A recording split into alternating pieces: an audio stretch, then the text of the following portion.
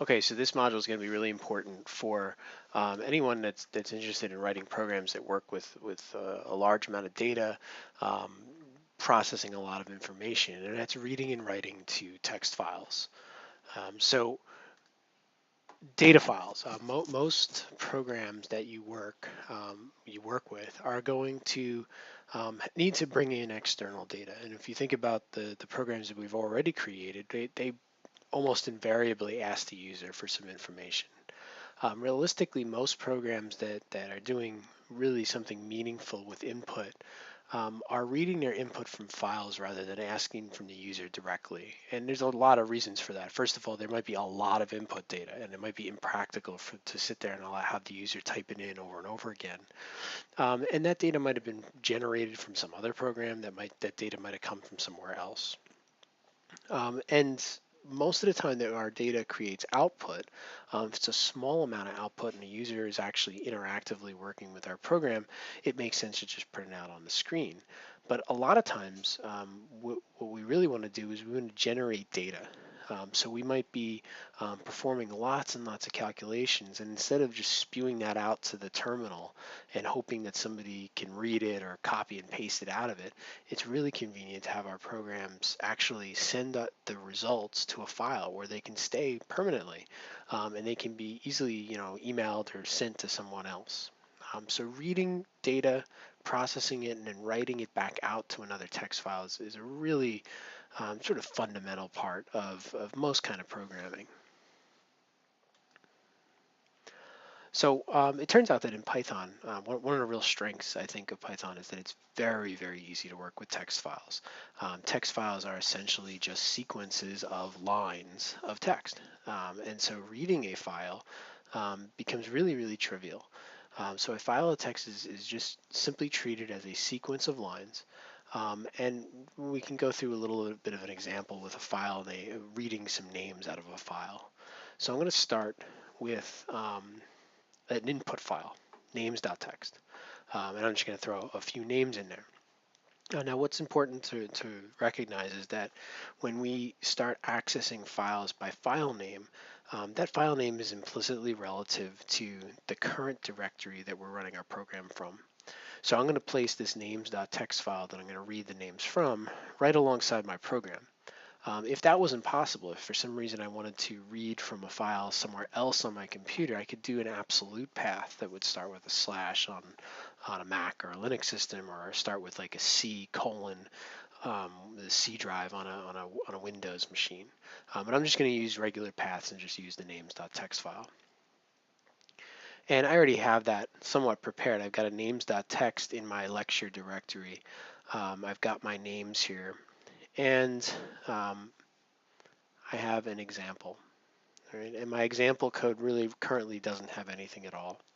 So what I'm going to do is I'm going to write the code to actually go in and open up that names.txt file.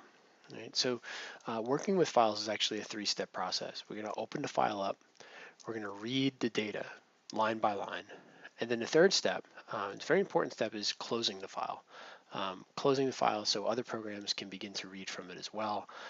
Especially important when we're writing. We'll write next, and that'll be really critical that we close it to properly save the file. So I'm going to create a variable, call it name file, and I'm going to set that equal to the result of a new function, open. Open takes two parameters. The file name, names.txt, and the mode in which we want to open the file. So I'm just reading this file. So I'm going to send in a parameter, lowercase r, just a string. So that tells the computer, that tells Python that I want to open up this file, names.txt, in read-only mode. I'm just interested in taking data out. I'm not going to change the file at all. Once I have the name file, you can think of that variable as a sequence of lines, and we can loop through them. So I can say for name in name file. Remember, any kind of sequence can be iterated through using a for loop. And I can print out each name. When I'm all done, I'll do namefile.close to ensure that the other programs can begin to read from that file. Now, of course, I'm just printing out the name. I could do anything with that data, right? So once we have the data into our program as a variable, I could do anything I wanted with it, and then it becomes a much more general tool. So let's give this a run. Python 3 example. And first thing we see is we printed out the names, but there's some odd spacing to it. And this is kind of just something that's worth noticing. When we read from a file in Python, the new line, there is actually a new line character at the end of each line in this file. So actually I didn't save it, but what causes Sublime, for instance, Sublime Text to actually draw this text on the next line, there's an invisible character here, which is the new line character. In fact, to a programmer, /n really means the new line. It doesn't work if you just type it in like that, but it's an invisible character. When we actually read each line, that invisible character comes along for the ride inside name. Print, remember, appends a new line to everything that we print as well. Right? And that's why we end up with a new line after Michael to go to the next line, and then yet another new line added by the print method before we print out Mark. We can fix this by asking print not to append a new line. And now we can run it, and we'll get the output that we probably would prefer. Okay, so writing a file. Right, so we've read the file, we've closed it. We can also start to write to it.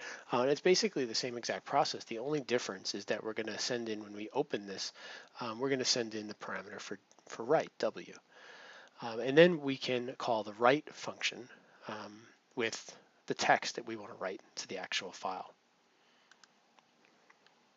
So I'm going to remove this code. I'm going to change this to be W. And I'll do namefile.write, Scott, Sarah, and Abigail. Okay, and we'll close it.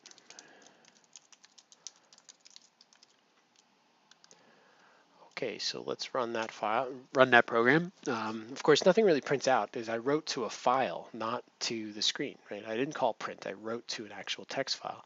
And if I look inside the text file, I've got my text, but I also notice kind of some weirdness, right? So my individual things that I wrote to are all on the same line. So unlike print, the write command does not add a new line automatically to the end of the output. I can fix this by adding the /n. All right, and notice Sublime Text is smart enough to realize that that /n represents sort of a special character. I'm not going to actually see /n in the text file. That's just the new line symbol.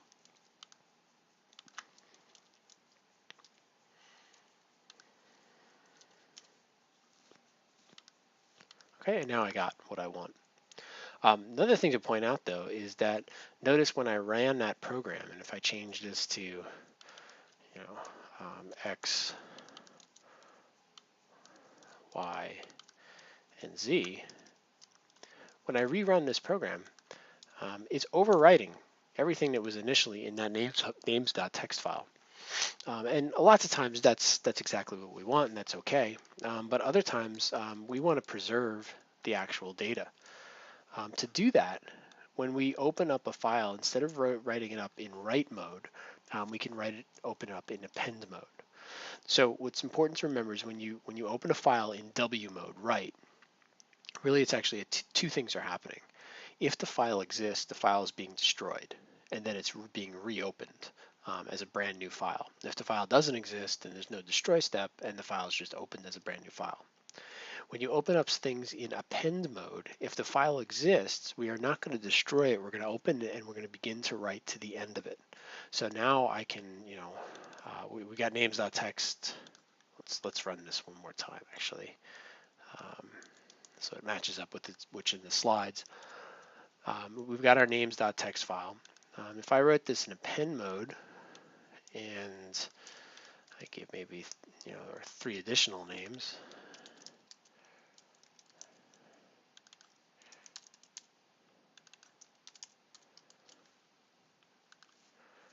And now run the program, you'll see that now it's been appended. All right, so the existing data was retained. And it really, whether or not you want to append data to a text file or you want to completely overwrite the text file is a case-by-case is decided on a case-by-case basis. It really depends on the program requirements and whether or not you want to preserve that information.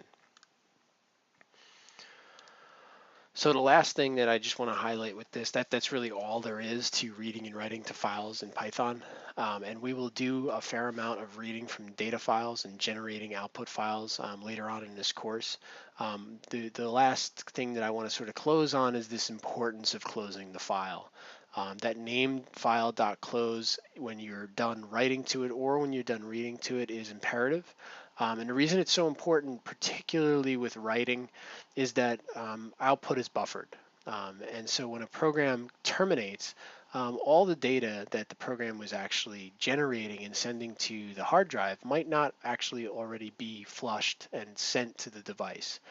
That close makes sure it ensures that the text file is done writing and it'll actually wait and flush all of those buffers. It's a technical detail that rarely comes up, but every once in a while it'll come back and bite you. So the importance of that close function, just to tell Python that you're done using that file and to free up all the operating system resources of that file, is very critical. It's an easy thing to forget. Try real hard not to forget that.